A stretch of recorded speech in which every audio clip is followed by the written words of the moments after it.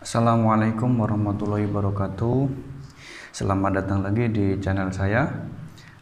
Hari ini kita kursusnya lanjut lagi. Untuk hari ini kita akan mengadakan kursus dengan tema munasakhot.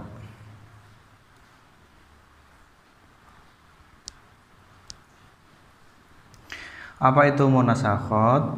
Munasakhot secara garis besarnya adalah orang yang digantikan. Kasus ini terjadi ketika ahli waris yang sebenarnya berhak mendapatkan warisan dari pewaris itu meninggal sebelum dia mendapatkan warisan. Agak ambigu ya penjelasan saya. Kita jelaskan dulu dasar landasan hukumnya. Jadi landasan hukumnya ini ada pada sub syarat ahli waris.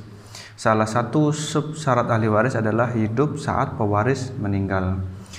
Terlepas dia sudah mendapatkan bagian atau belum, tapi ketika dia hidup saat pewaris meninggal, maka dia mendapatkan hak untuk diberi warisan yang nantinya akan dibagikan kembali kepada keluarganya dia. Nah, syarat-syarat selanjutnya ya, ini yang pertama adalah seagama. Sehingga tidak bisa mewarisi orang Islam dari orang kafir maupun orang kafir dari orang Islam. La yarisul muslimu al kafiro walal kafiru al muslima. Nah, selanjutnya syarat yang kedua adalah bukan pembunuh pewaris.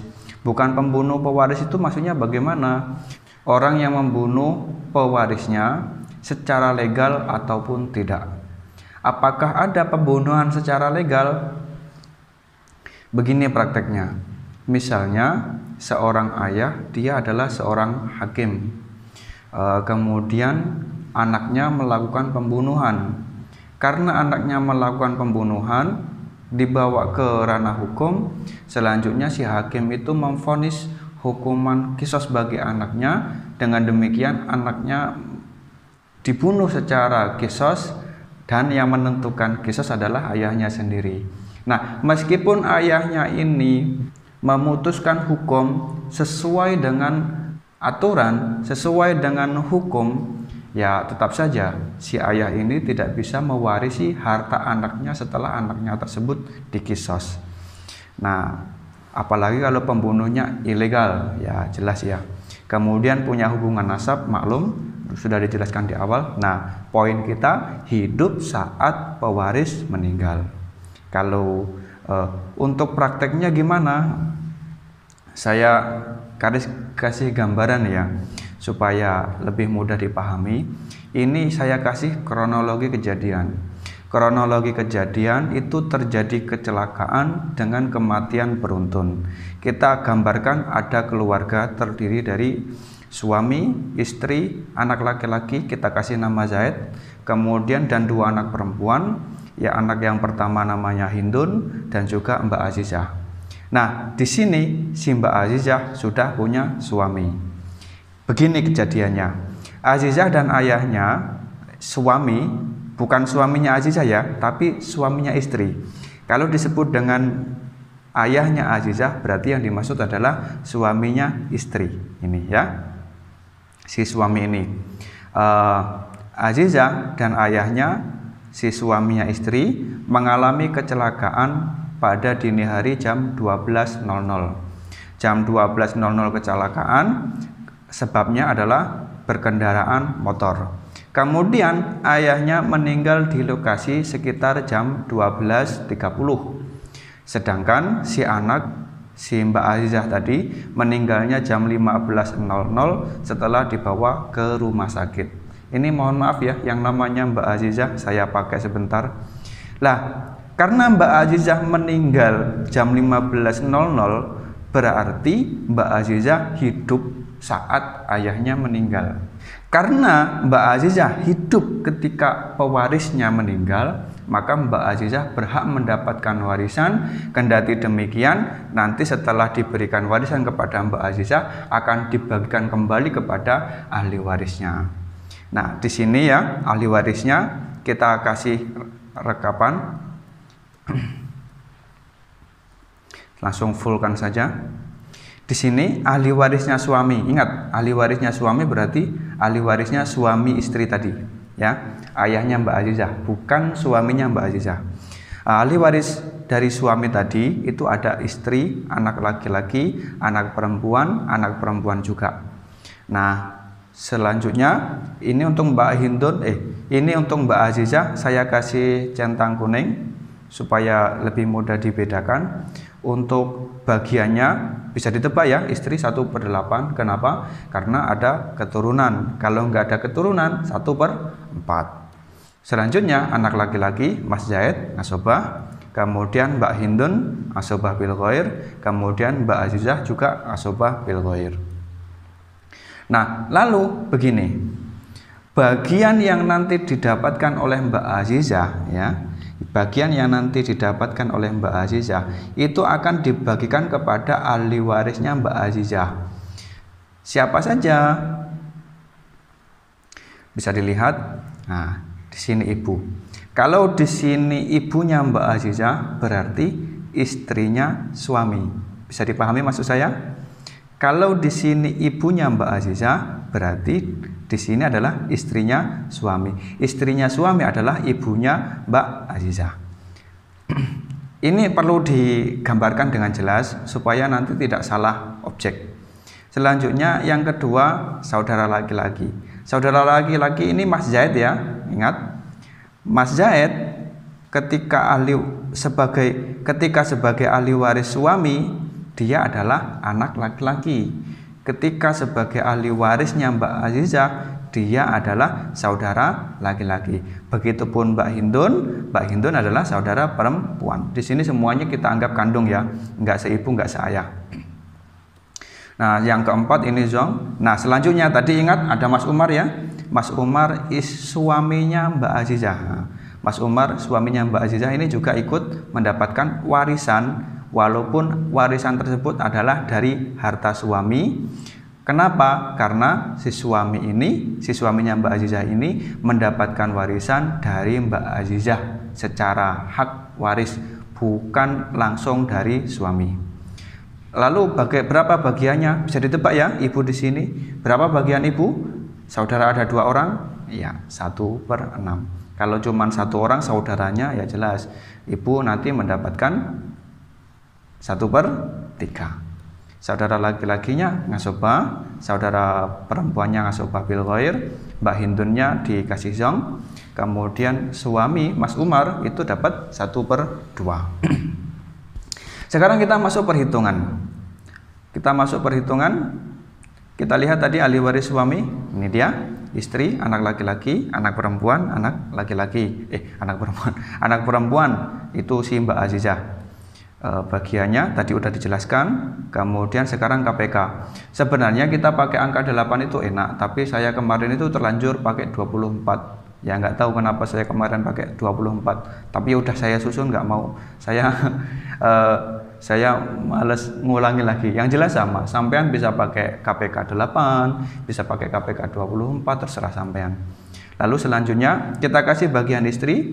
Berapa bagian istri 1/8? Ya, 1/8 dari 24 adalah 3. Kemudian sisanya berapa? 21. 21 dibagikan kepada 3 orang. Anak laki-laki, anak perempuan 2. Nah, 21 ya, jelas 21 ini tidak akan bisa dibagikan kepada 3 orang ini. Kenapa? 3 orang ini jumlah kepalanya berapa? Kalau anak laki-laki kepalanya adalah 2. Kalau anak perempuan kepalanya adalah 1. Maka jumlah kepala di sini ada berapa? Ada 4 ya. Ini namanya apa? Namanya adatur ru'us. Nah, kalau teman-teman masih ada yang belum paham dengan adatur ru'us, silahkan klik link di atas ya. Tonton dulu itu nanti supaya tahu apa yang dimaksud adatur ru'us. Adatur ru'us itu perhitungan kepala, laki-laki kepalanya 2, perempuan kepalanya 1. Nah, kita tasheh 21 ini dengan cara gimana? Ingat kemarin dikalikan kepala. Berapa kepalanya? 4. Semua dikali kepala. 24 dikali kepala, 3 dikali kepala, 21 kali kepala. Hasilnya 24 dikali 4 sama dengan 96. Kemudian 3 dikali 4 sama dengan 12. 21 dikali 4 sama dengan 84. Sekarang 84 mari kita bagikan kepada 3 orang ini dengan hitungan kepala. Terlihat jelas ya, hasilnya 96. Punya istri langsung tinggal seret saja. Kemudian punya anak laki-laki 84 dibagi 4 ya.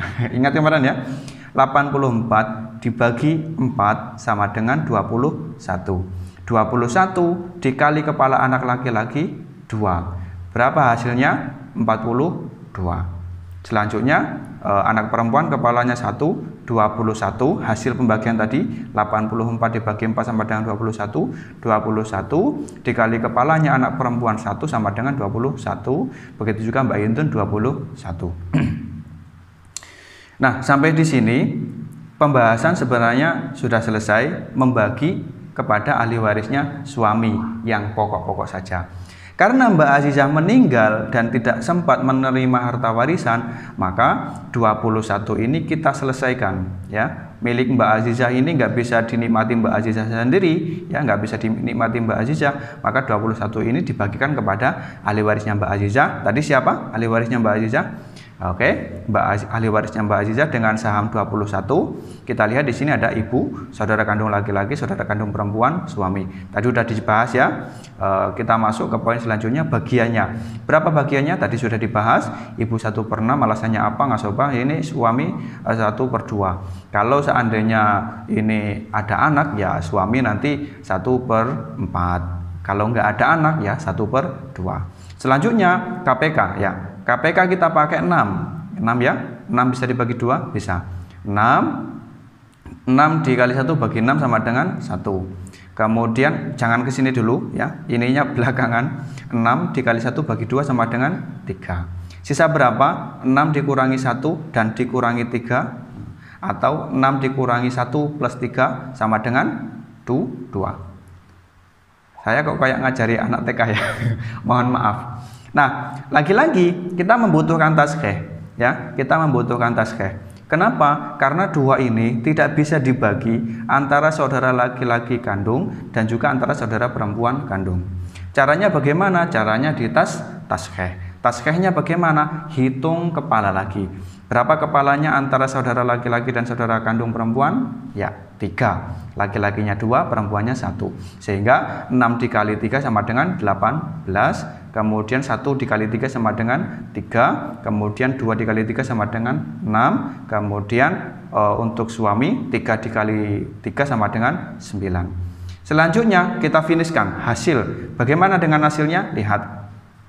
Si ibu 3-nya diseret, kemudian si saudara kandung laki-laki. Saudara kandung laki-laki tadi kepalanya 2 ya. 6 dibagi 3 sama dengan 2. 2 dikali 2 sama dengan 4. 2-nya dari mana Pak? Dari kepalanya dia. Saya ulangi, 6 dibagi 3 sama dengan 2. 2 dikali kepalanya si saudara kandung laki-laki, kepalanya berapa? 2 sama dengan 4. Selanjutnya saudara perempuan ya, 6 dibagi 3 sama dengan 2. 2 dikali kepala saudara kandung perempuan sama dengan 2. Kemudian Mbak Azizah kosong ya. Mbak Azizah udah meninggal di sini, nggak ikut hitung. Si suami dari 9 langsung digeser saja. Ini adalah step awal. Jadi kita sudah menyelesaikan step awal. Step selanjutnya adalah menggabungkan bagaimana supaya 21 ini bisa tersinkronkan dengan ahli waris yang ada di sini. Caranya bagaimana? Caranya cukup mudah sekali. Pertama kita selesaikan dulu ahli waris suami ya. Ahli waris suami 96 KPK ini ya. KPK ini sama dengan majmuk siham. Ingat ya, ini kalau nggak percaya silakan nanti dijumlah ya. 12 tambah 42 tambah 21 tambah 21 sama dengan 96. Nah, 96 ini dikali 18. 18-nya dari mana? 18-nya dari hasil ini loh, dari ini. Dari KPK yang ada di sini. Nah, KPK yang ada di sini kita kalikan 96. Sedangkan nanti ya, ini hasilnya. Ini hasilnya. 96 kali 18 sama dengan 1728, 12 dikali 18 sama dengan 216, 42 dikali 18 sama dengan 756. Ini sama seperti taskah ya. Ingat, semuanya dikalikan 18. Nah, 12 kali sampai di sini nanti 378. Jadi saham anak perempuan Mbak Azizah dari 21 naik ke 378. Sekarang bagaimana 18 ini supaya menjadi 378? Caranya cukup mudah, yakni 18 dikalikan 21. Nah, 21 ini dari mana? 21 ini adalah bagiannya Mbak Azizah. Ya, bisa dipahami maksud saya? Pokoknya nanti kalau sudah selesai silahkan dibikin rumus sendiri.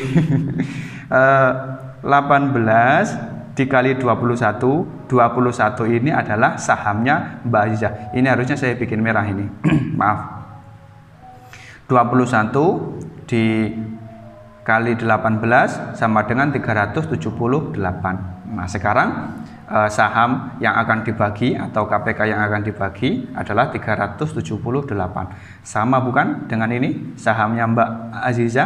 Nah, setelah sama ya, sangat mudah selanjutnya 3 dikali 21 sama dengan 63. 4 dikali 21 sama dengan 84. 2 dikali 21 sama dengan 42.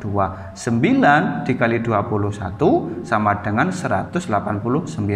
Silakan dijumlah sendiri. 6384 42 189, nanti ketemunya angka 378.